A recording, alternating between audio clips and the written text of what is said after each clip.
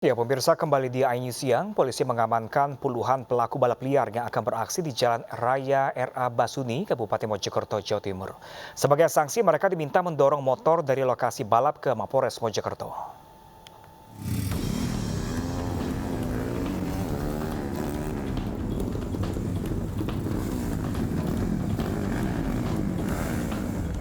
Inilah aksi balap liar yang dilakukan puluhan remaja di Jalan Raya RA Basuni, Kabupaten Mojokerto, Jawa Timur. Aksi balap liar di jalan umum ini sangat meresahkan warga dan pengguna jalan.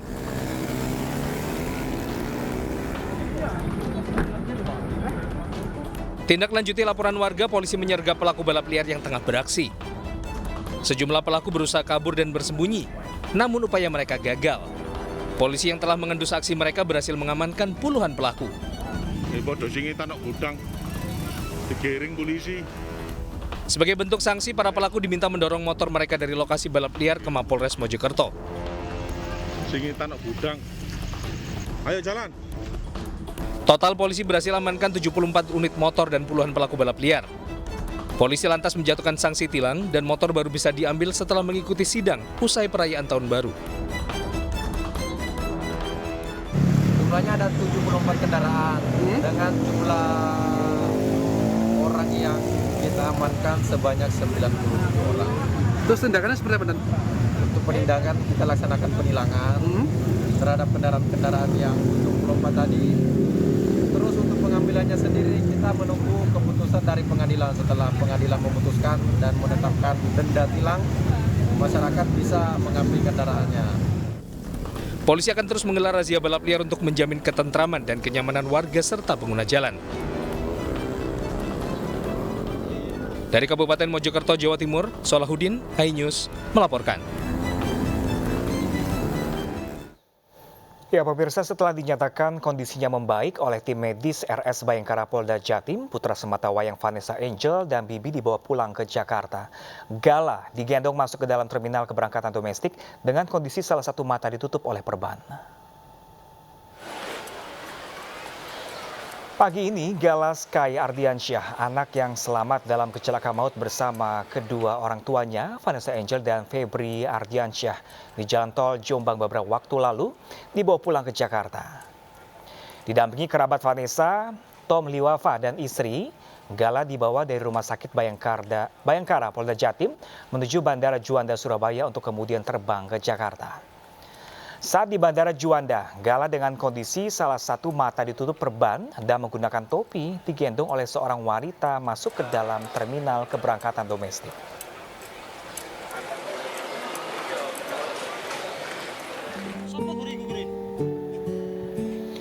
Sebelumnya, sesaat setelah terjadi kecelakaan, Gala Sky sempat diselamatkan Ansori, warga Kabupaten Jombang, Jawa Timur. Pria inilah yang beberapa hari lalu terekam video amatir warga saat menggendong Gala. Saat itu Ansori yang sehari-hari bekerja sebagai sopir truk sedang berada di bawah jembatan jalan tol untuk beristirahat. Tiba-tiba dari atas jalan tol terdengar suara benturan yang sangat keras. Setelah naik dan memeriksa ke atas jalan tol, Ansori melihat sebuah mobil yang kondisinya hancur dengan dua korban yang meninggal dunia. Ia lantas menyelamatkan bayi korban kecelakaan dan menyerahkannya ke polisi.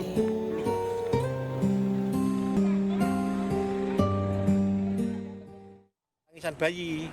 Nah, ternyata bayi itu saya temukan di mobil yang lain. Di mobil pengendara yang lain. Maksudnya itu saya nggak tahu itu mobilnya siapa juga nggak tahu. Kenapa kok bayi itu ada di situ? Gitu. Kenapa bayi itu ada di situ? Karena kemanusiaan saya, mobil itu begitu saja saya angkat. Setelah saya angkat, saya kasihkan ke Pak Polisi. Setelah Pak Polisi dikasihkan kepada supir. Ya, pemirsa, polisi menaikkan kasus kecelakaan yang menyebabkan Vanessa Angel dan suaminya meninggal ke tahap penyidikan. Hal ini dilakukan setelah polisi memeriksa sopir Vanessa Angel, Tubagus Jodi. Kasus kecelakaan maut yang menyebabkan pasangan selebriti Vanessa Angel dan suaminya Febri Ardiansyah meninggal memasuki tahap penyidikan. Tubagus Jodi, sopir mobil yang ditumpangi Vanessa dan suaminya diperiksa Polres Jombang. Berdasarkan hasil tes urin, Tubagus Jody negatif alias tidak dalam pengaruh narkoba maupun alkohol saat berkendara. Selain sopir Vanessa, polisi juga memeriksa Siska, pengasuh Gala, anak Vanessa Angel sebagai saksi. Meski demikian, polisi belum menetapkan tersangka dalam kasus ini.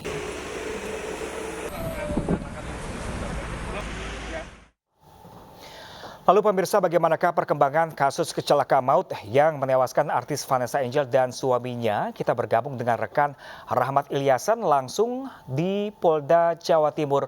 Halo, selamat siang Rahmat. Rahmat, apakah sudah ada perkembangan terkini terkait penyidikan dari kasus kecelakaan yang menewaskan Vanessa Angel berserta suaminya? Baik, selamat siang Pram. Saat ini saya berada di ruangan Humas Polda Jawa Timur di kawasan Jalan Ahmad Yani, Surabaya.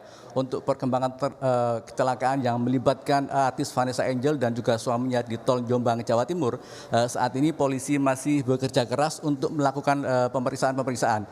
Saat ini polisi telah melakukan pemeriksaan terhadap saksi, yakni warga sekitar yang ada di tempat kejadian perkara dan juga memeriksa dari petugas jalan tol, memeriksa Siska selaku asisten rumah tangga dari Vanessa, dan juga saat ini polisi juga telah melakukan pemeriksaan terhadap sopir dari Vanessa Angel, yakni Muhammad Jody. Saat ini Jody masih berada di Rumah Sakit Polda Jawa Timur. Sebelumnya Jumat kemarin polisi telah melakukan pemeriksaan urin dan hasilnya adalah negatif dari narkoba dan juga minuman keras atau alkohol.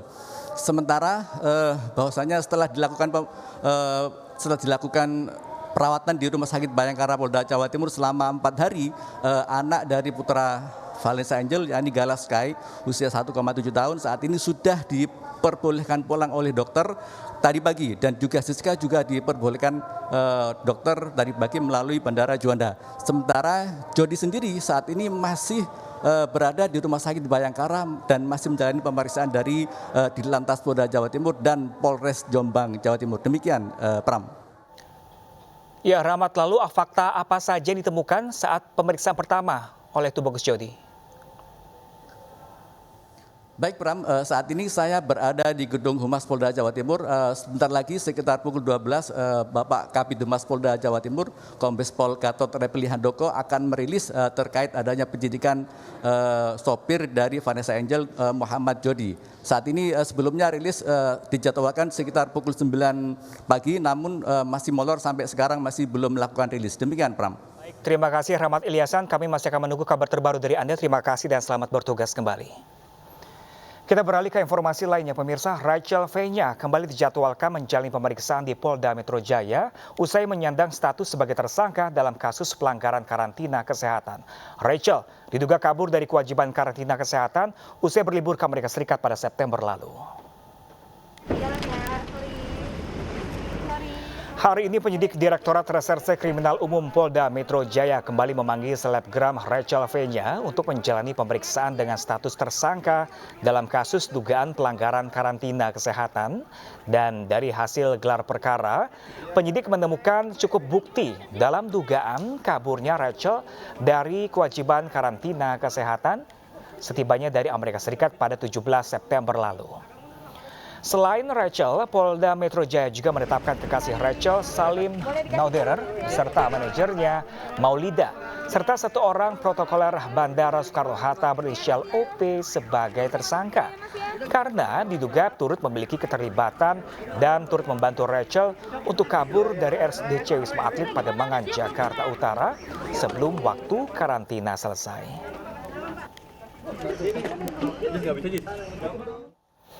Ya pemirsa, untuk mengetahui kondisi terkini di Polda Metro Jaya, kita bergabung dengan rekan Nadia Valeri di sana.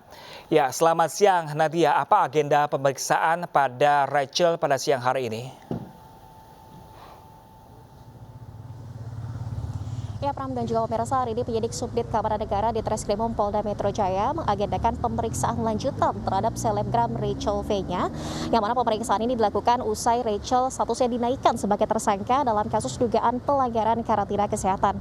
Untuk agenda pemeriksaan hari ini, Pram dan juga pemirsa, ini merupakan pemeriksaan lanjutan untuk memenuhi berkas perkara agar kasus ini dapat segera rampung dan dapat segera disidangkan di pengadilan.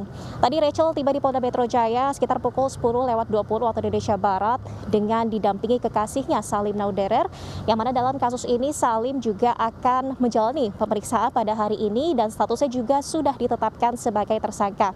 Pada Rabu pekan lalu, penyidik di Treskrimum Polda Metro Jaya telah melakukan serangkaian gelar perkara dengan mengumpulkan 4 elemen alat bukti, diantaranya yakni keterangan saksi, keterangan ahli, keterangan dokumen, dan juga bukti petunjuk, yang dari keempat alat bukti ini ditemukan cukup bukti untuk dapat menaikkan status Rachel V-nya sebagai tersangka. Selain Rachel, penyidik juga menetapkan ketiga orang lain sebagai tersangka, diantaranya yakni kekasih Rachel Salim Nauderer, kemudian manajer Rachel Maulida, dan juga 1 orang warga sipil berinisial OP yang bertugas sebagai protokol di Bandara Internasional Soekarno-Hatta. Adapun dalam kasus ini memang sejak ditetapkan sebagai tersangka pada pekan lalu, baik Rachel maupun ketiga orang tersangka tidak dilakukan penahanan dikarenakan pasal yang dipersangkakan yakni pasal terkait karantina kesehatan dan juga wabah penyakit menular. Ancaman hukumannya hanya 1 tahun penjara ataupun denda 100 juta rupiah. Kembali ke studio, Pram. Baik Nadia Valeri, terima kasih dan selamat bertugas kembali.